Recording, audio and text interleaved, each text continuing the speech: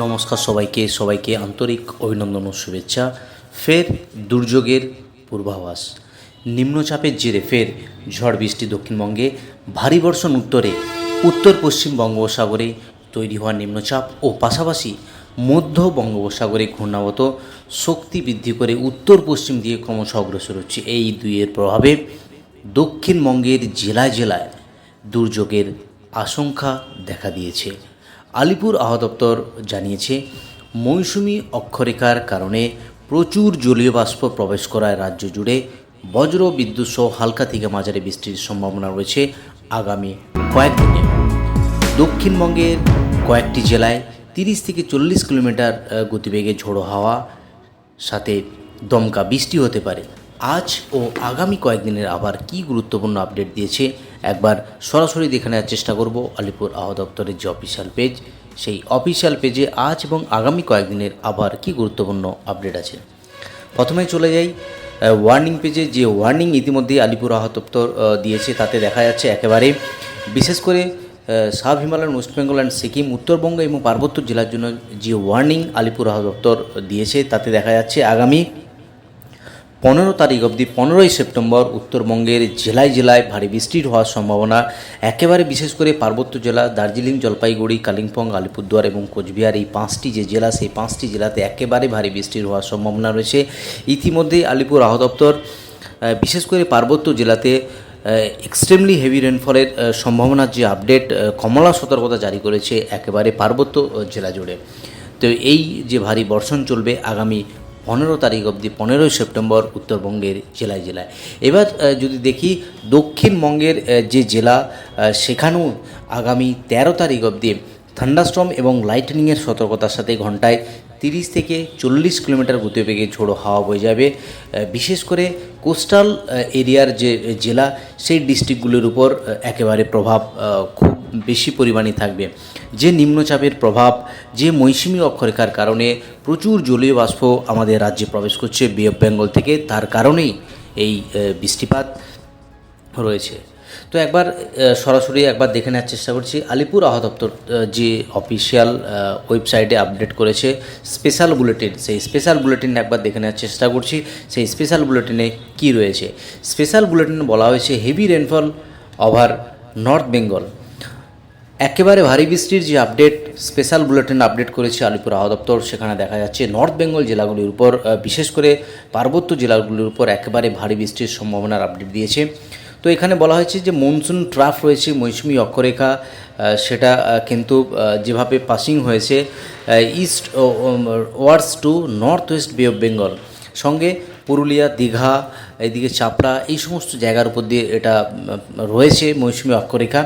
এবং আরও রয়েছে যেটা the upper air cyclonic circulation over south Odisha and north coastal Andhra Pradesh. তো এই সব কারণেই দুটি আপার এয়ার সার্কুলেশন রয়েছে, সঙ্গে রয়েছে মনসুন ট্রাফ। এই প্রচুর জলীয় বাষ্প বে অফ বেঙ্গল থেকে আসায় isolated heavy two heavy rainfall হবে ডিস্ট্রিক্ট অফ নর্থ বেঙ্গল এবং সাথে সাথে দক্ষিণবঙ্গের জেলাগুলিতেও। এবার চলে যাচ্ছি আলিপুর আবহাওয়া দপ্তর থেকে জেলাভিত্তিক পেজে আজ এবং আগামী কয়েকদিনের আবার কী গুরুত্বপূর্ণ আপডেট দিয়েছে সেটা একবার দেখানোর চেষ্টা করছি। তো আলিপুর আবহাওয়া দপ্তর থেকে যে আবহাওয়ার ফোরকাস্ট আপডেট করেছে সেখানে দেখা যাচ্ছে আগামী 7 দিন অর্থাৎ আগামী 15 তারিখ অবধি দক্ষিণবঙ্গের জেলায় জেলায় বৃষ্টি হওয়ার সম্ভাবনা। লাইট টু মডারেট রেন, হালকা থেকে মাঝারি বৃষ্টি কলকাতা, হাওড়া, হুগলি সহ 2 পরগনাস, 2 মেদিনীপুর, 2 বর্ধমান সহ পশ্চিমের জেলাগুলির সঙ্গে মুর্শিদাবাদ এবং নদিয়া জেলা, এই জেলাগুলিতে একেবারেই হালকা থেকে মাঝারি বৃষ্টি হয়েছে। কিন্তু ওয়ার্নিং কী রয়েছে সেটা একবার দেখে নিচ্ছি। আজকের দিনের জন্য কি ওয়ার্নিং রয়েছে? আজ 10ই সেপ্টেম্বর, এই মুহূর্তে আলিপুর আবহাওয়া দপ্তর জেলাভিত্তিক কী আবহাওয়ার গুরুত্বপূর্ণ আপডেট এবং ওয়ার্নিং দিয়েছে সেটা প্রথমে একবার দেখে নিচ্ছি। আলিপুর আবহাওয়া দপ্তর থেকে যে ওয়ার্নিং আপডেট করেছে আজকের দিনের জন্য, বিশেষ করে পার্বত্য জেলা, সেখানে যেটা লক্ষ্য করা যাচ্ছে আলিপুরদুয়ার এবং জলপাইগুড়ি ডিস্ট্রিক্ট, এই দুটি ডিস্ট্রিক্টে একেবারে ভারী বৃষ্টি হওয়ার সম্ভাবনা, এক্সট্রিমলি হেভি রেনফল। তাই আলিপুর আবহাওয়া দপ্তর ইতিমধ্যেই কমলা সতর্কতা জারি করেছে এই জেলাগুলির জন্য। বাকি যে জেলা, পার্বত্য জেলা, কোচবিহার, সেখানেও একেবারে ভারী বৃষ্টি হওয়ার সম্ভাবনা, 7 থেকে 20 সেন্টিমিটার অবধি বৃষ্টি হবে। কোচবিহার জেলা, সঙ্গে রয়েছে কালিম্পং এবং দার্জিলিং। বাকি নিচের যে 3টি জেলা সেখানেও একেবারে ভারী বৃষ্টি হওয়ার সম্ভাবনা। উত্তর দিনাজপুর ভারী বৃষ্টির সম্ভাবনা। বাকি দক্ষিণ দিনাজপুর এবং মালদা জেলাতে থান্ডারস্টর্ম এবং লাইটেনিংয়ের সতর্কতার আপডেট করেছে। এক কথায় পার্বত্য জেলা, সেই পার্বত্য জেলাতে একেবারে চরম দুর্যোগের সম্ভাবনা রয়েছে। এই হলো উত্তরবঙ্গের যে জেলা, সেই জেলাগুলি আজকের দিনের জন্য ওয়ার্নিং। দক্ষিণবঙ্গের যে জেলা, কোন কোন জেলায় ওয়ার্নিং রয়েছে? দক্ষিণবঙ্গের জেলা বিশেষ করে ঝাড়গ্রাম, পশ্চিম মেদিনীপুর, বাঁকুড়া, পুরুলিয়া, পূর্ব বর্ধমান, পশ্চিম বর্ধমান, বীরভূম এবং মুর্শিদাবাদ জেলা। এই জেলাগুলিতে একেবারে থান্ডারস্টর্ম এবং লাইটেনিংয়ের সতর্কতার সাথে ঘন্টায় 30 থেকে 40 কিলোমিটার গতিবেগে ঝোড়ো হাওয়া বয়ে যাওয়ার সম্ভাবনা রয়েছে। তো এই হলো আজকের দিনের জন্য আবহাওয়ার গুরুত্বপূর্ণ warning district wise for north Bengal and south Bengal district. তো এবার সরাসরি লাইভের মাধ্যমে দেখার চেষ্টা করব আজ সারাদিন কোথায় কত বৃষ্টিপাতের সম্ভাবনা রয়েছে। আজ বুধবার, এই মুহূর্তে আবার গুরুত্বপূর্ণ আপডেট। যে আপডেট ইতিমধ্যে দেখা যাচ্ছে সরাসরি লাইভের মাধ্যমে, সেখানে কিন্তু সকালের দিকে যে আপডেট, বিশেষ করে উত্তরবঙ্গের যে জেলা দার্জিলিং, জলপাইগুড়ি, কালিম্পং, আলিপুরদুয়ার এবং কোচবিহার, এই জেলাগুলিতে প্রবল বৃষ্টি হওয়ার সম্ভাবনা রয়েছে। যদি দক্ষিণবঙ্গের জেলার দিকে যাই, সেখানে যে বৃষ্টিপাত সেভাবে কিন্তু দেখা যাচ্ছে না, অর্থাৎ সকালের দিকে সেভাবে বৃষ্টি লক্ষ্য করা যাচ্ছে না। যদি বেলা বাড়ার সাথে সাথে একবার দেখে নেব, বেলা বাড়ার সাথে সাথে দক্ষিণ চব্বিশ পরগনা, নামখানা, এই সমস্ত জায়গাতে বৃষ্টিপাত হওয়ার সম্ভাবনা রয়েছে। বাকি দুর্গাপুর, বোলপুর, গুসকরা, কাটোয়া, এদিকে চিত্তরঞ্জন, আসানসোল, ধানবাদ, রঘুনাথপুর, পুরুলিয়া, এই সমস্ত জায়গাতে বৃষ্টিপাত রয়েছে।